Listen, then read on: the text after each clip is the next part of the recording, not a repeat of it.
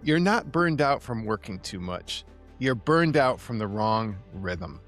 There's a difference, and that difference is the reason that this podcast exists. I'm Kent Morosky. I coach owners, CEOs of companies to restore the four rhythms that make running a company sustainable: relational, emotional, spiritual, and tangible. Like the four rhythms of a heart, when one goes, everything goes. Most leaders spend years patching symptoms. We fix the structure. Welcome to the Rhythms of Rest Leadership Podcast. Before we get into it today, the Rhythms of Rest assessment, if you haven't taken it yet, will let you know which of your four rhythms is breaking down and give you one move to make this week. Not next quarter, not next week. 5 minutes it takes. It's free. And you can get that at kentmorosky.com/assessment. Let's go. Well, those of you that are watching this week on YouTube, you'll notice that I'm in a different location. I'm doing one of my semi-annual retreats, and I am at Singing Hills Camp in Plainfield, New Hampshire, and I'm having a wonderful time.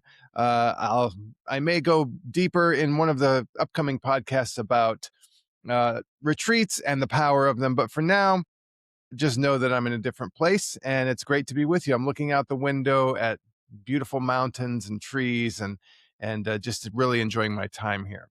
But I'm going to start with something that I normally wouldn't lead with. I'm tired. I've felt genuinely worn down, and yes, I'm aware of the irony. The Rhythms of Rest guy is officially fried.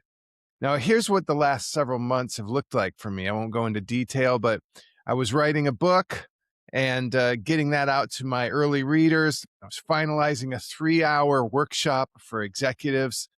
I was rebuilding my quad, and still am, my quad muscle from scratch after a patellar tendon rupture last year. And I was trying to, and am trying to, be present with and for my family. Lots of several of my family members were having important crossroads in their lives, and I wanted to be fully present in their lives. So I'm not saying all this for sympathy. I'm saying it because I know a lot of you are living some version of this right now. Now, the moment I knew I was fried was the night before a 3-hour workshop I was leading for a group of executives.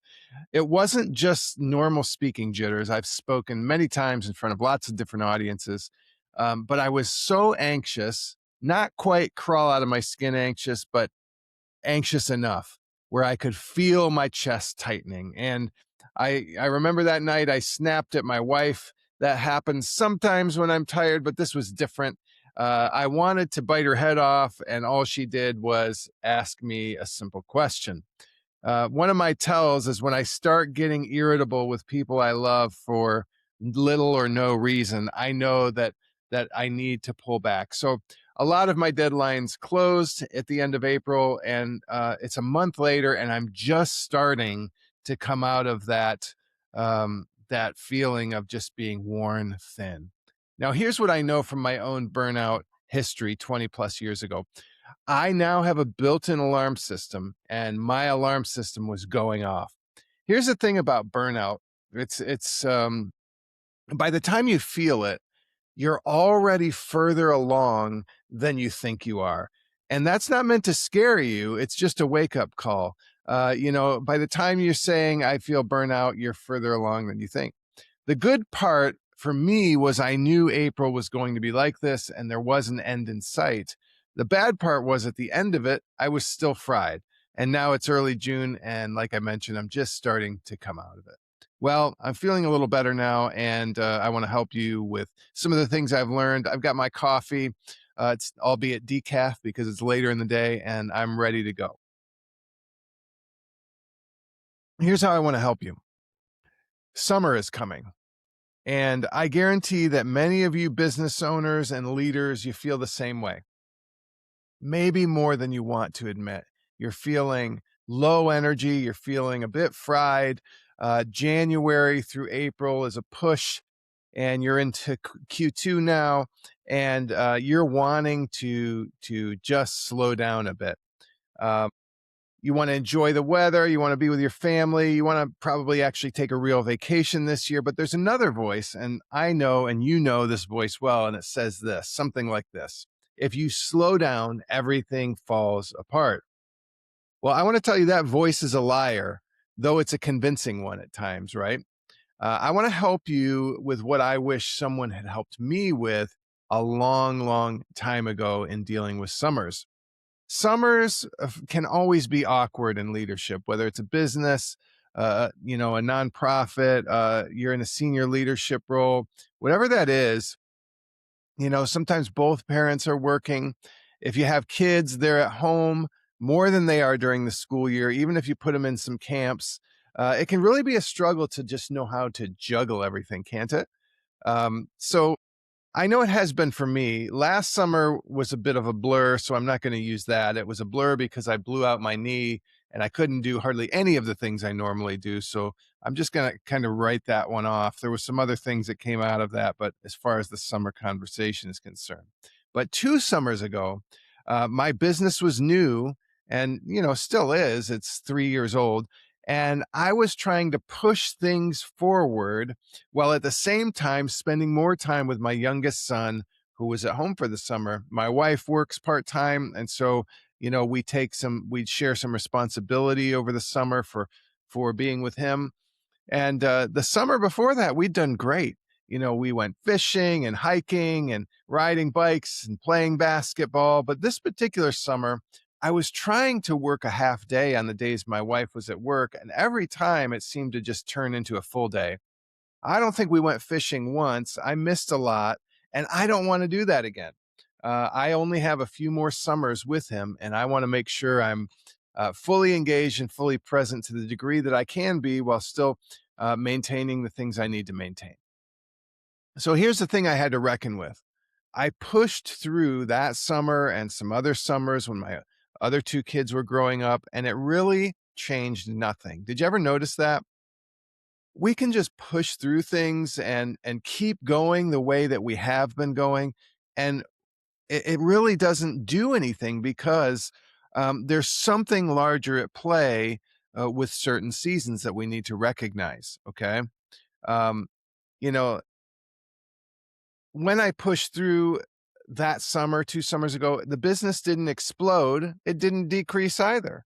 So here I was trying to do the same schedule I did in the fall and in the spring, and yet the business wasn't growing, but it wasn't declining either.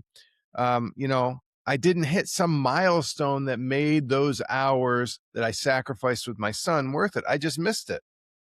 So leaders feel a unique pressure, don't we? Here's what it is.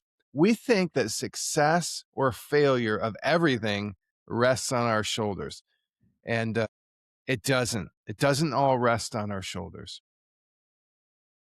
Now, in the 4 Hour Work Week, Tim Ferriss, who wrote the book, shares the story of his company, Brain Quicken. And after 2 years of 12-hour days, 7 days a week, he decided he wasn't going to do it anymore. He buys a one-way plane ticket to Europe. 4 weeks turns into 8 weeks. And then he decides to stay overseas indefinitely because he wants to test the automation limit on his business. So he ends up automating everything he possibly can and only does 1 hour of email on Monday mornings. Guess what happened? As he removed himself from the bottleneck, or as the bottleneck, the profits increased by 40%. Isn't that interesting how that works? See, we think high performance requires us to be on all the time, but what it requires is for us to be on at the right time and working in our strengths. Let me give you another example. Roger Bannister was the first man to run or break the 4 minute mile. I don't remember if he ran it or broke it or how that worked, but the 4 minute mile, that's all you have to remember. And here's what he did. He had tried to do that before, but hadn't succeeded. And leading up to the race again in 1954, instead of training hard right up until the last minute, guess what he did? He went hiking for 2 weeks in the mountains. Then, upon his return to England, he shocked everyone further because for 3 more days he continued to let his body recuperate and rest.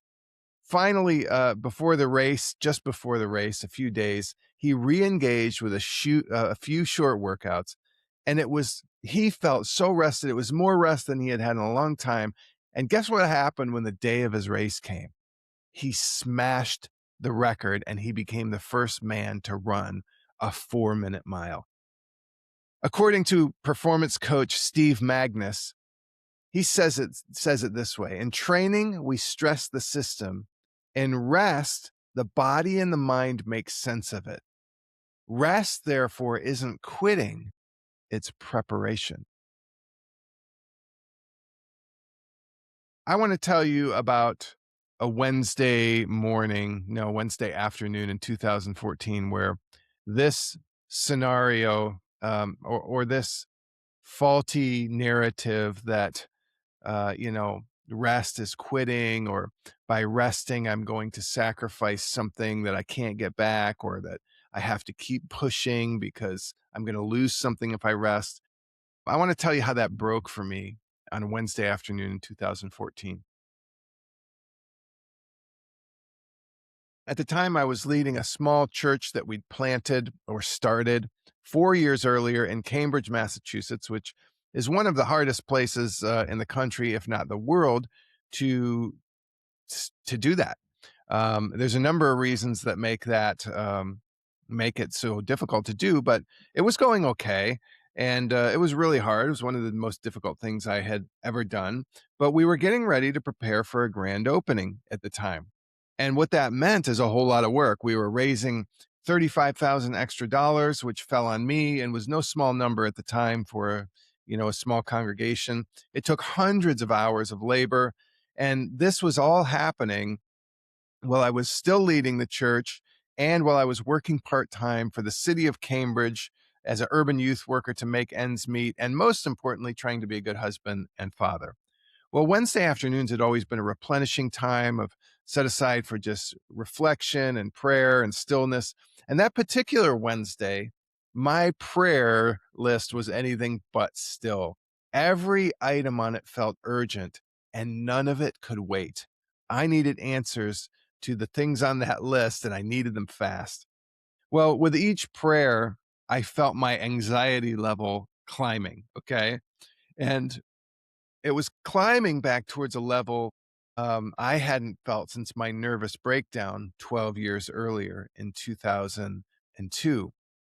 But instead of pushing through this time, as my alarm bells started going off, I stopped. And I remember that moment very clearly.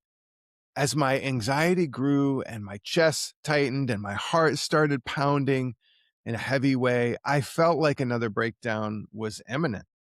But in that moment, some words that Jesus had spoken in the Gospels of in the book of Matthew, that Saint Matthew had recorded, came rushing into my mind. It's okay if you're not religious. I think the words will speak to you nonetheless. These words came rushing into my mind and heart. Come to me, all you who are weary and heavy laden, and I will give you rest. In that moment, I remember it so clearly. I threw the prayer list to the floor. I laid down on the bed and I just gave up. I stopped pushing. I stopped striving. I released control of all these things that I really, to be honest, didn't have any control over anyway. And in that moment, just a profound peace flooded my body as I let go of all these things I really didn't control anyway. I was able to breathe again. I had felt like somebody was sitting on my chest, and that like they had suddenly just got up. And I experienced this peace like I had never experienced before. Now, these words flooded in to my mind afterwards, and I've never forgotten them. And these were the words: you don't have to understand or control everything, Kent, to live and lead from a place of rest.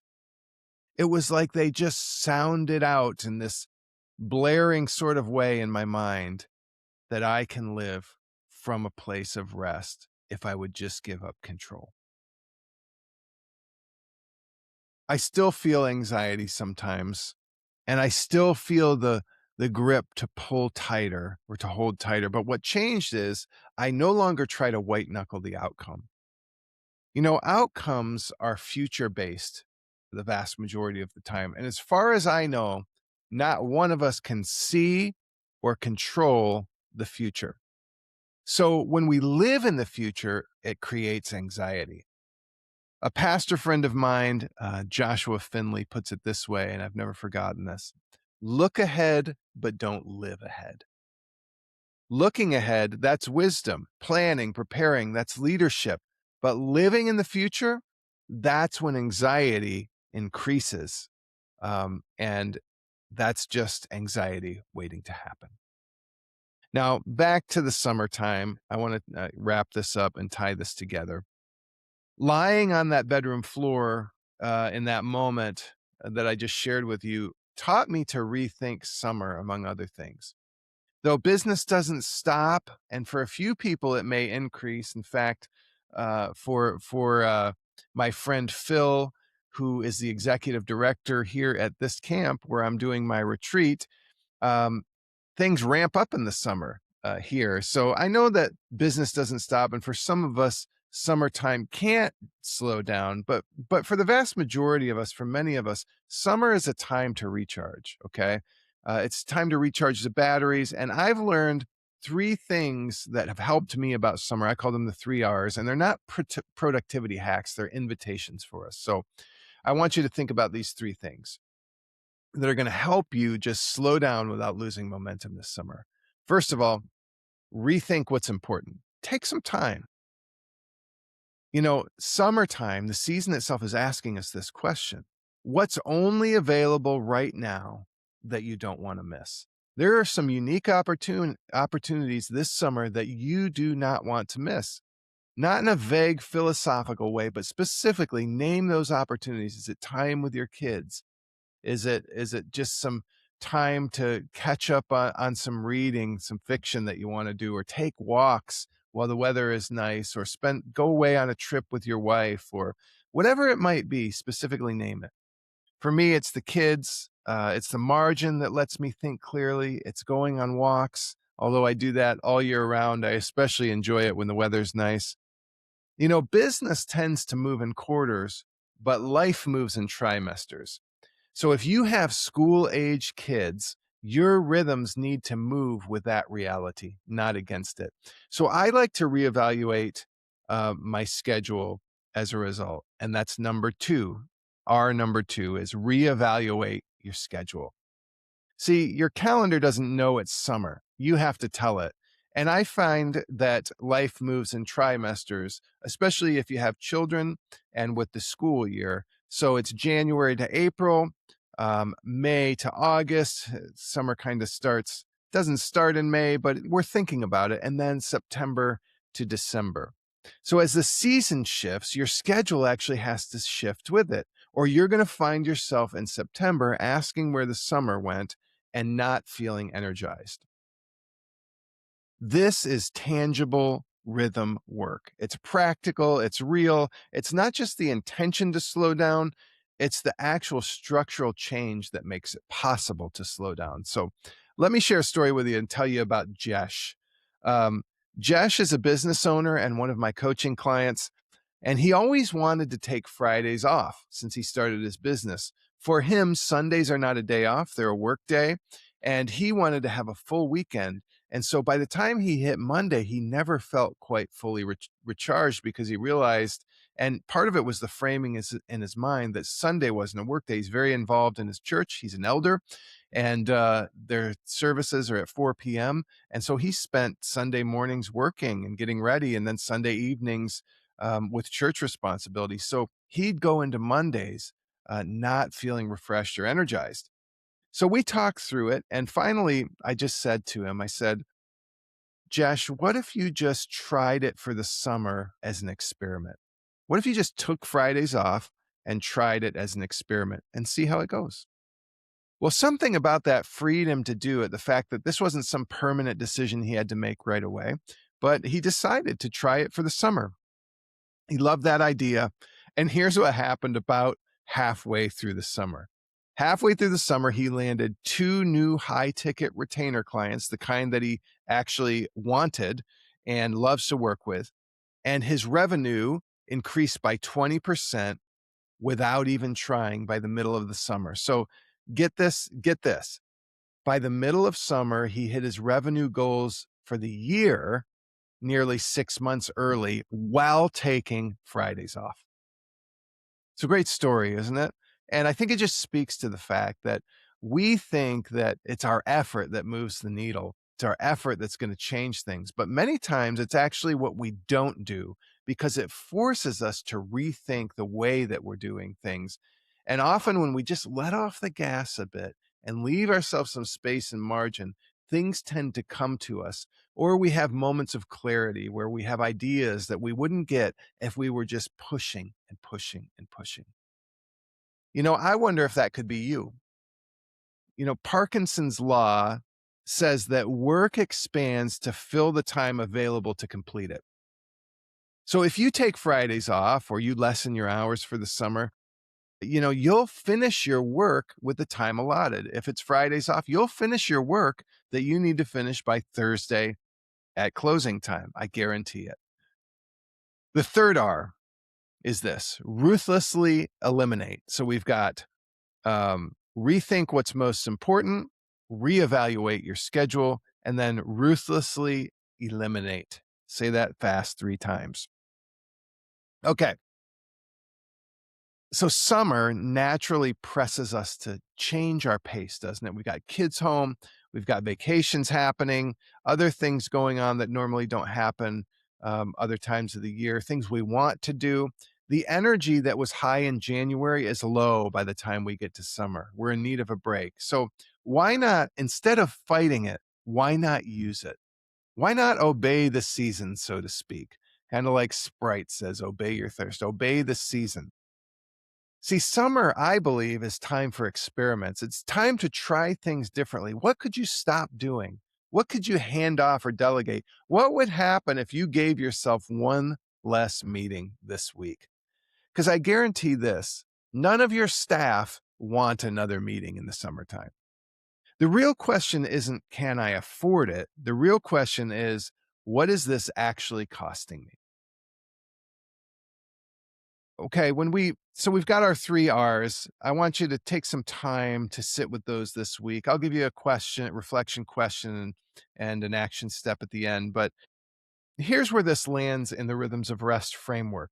This is the S and the T coming together, the spiritual and the tangible working together in unison. So that spiritual work, you could call it, and by spiritual, I just mean faith or a philosophy of life. The spiritual work is the internal work. It's letting go of the outcomes that you've been white knuckling. It's releasing control over things that, if you're honest, you really don't control anyway. Now, the tangible, the T work in this equation is the practical outworking of that internal posture that we just talked about, of that releasing of control. So at some point, you have to actually look at your calendar and you have to start asking whether it's fighting the season or moving with. These two chambers, in this case, have to work together. You can't do one without the other and expect anything to change meaningfully. If you keep packing your summer calendar the way you pack every other quarter, you're going to feel bad about how you spent it. You're going to hit September empty, and you're going to wonder where the summer went. I know you know what I'm talking about. You've been there before. Let's not waste another summer doing the same thing again.